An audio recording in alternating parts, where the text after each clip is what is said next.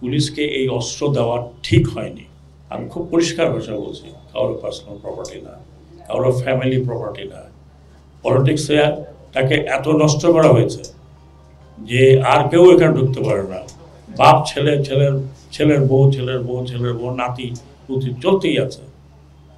আর পাওয়ারটাকে কুক্ষিগত করা হয়েছে। হাজার হাজার লোক মারার পরেও পাওয়ারে থাকতে চায়। এটা খুবই দুঃখজনক, খুবই দুঃখজনক। তারপরে আমি একটু স্পষ্টবাদী, এই পুলিশকে ব্যবহার করেছে লাঠিয়াল বাহিনীর মতো। এই পুলিশকে তৈরি করেছে, মারণাস্ত্র দিয়েছে পুলিশের হাতে। 7.62 দেখে আমি আশ্চর্য হয়ে গেছি। এটা বোধ হয় 15-20 বছর আগে দেওয়া হয়েছে। ওনারা অনেক অভিজ্ঞ অফিসার আমার পাশে আছেন, পুলিশ অফিসার। আমি তো 29 বছর আমি ইউনিফর্মে ছিলাম। আমাদের কাছে মারণাস্ত্র আছে, আমাদের কাছে অত্যাধুনিক মারণাস্ত্র আছে, সেটা শত্রু মারার জন্য, in the borders, not internal use. পুলিশকে এই অস্ত্র দেওয়া ঠিক হয়নি।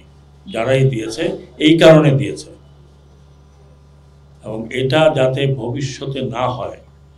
আমি অত্যন্ত পরিষ্কার ভাষায় বলছি, রাজনীতিবিদরা আমাকে পছন্দ করুন না করুন, আই কুডন্ট কেয়ার লেস। এখন রাজনীতি করা এদেশে অনেক ডিফিকাল্ট হবে। পুলিশকে আপনি আর লাঠিয়াল বাহিনীর মতো পরিচালিত করতে পারবেন না।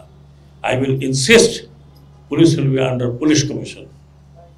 পুলিশ কমিশনের নিচে পুলিশ চলবে।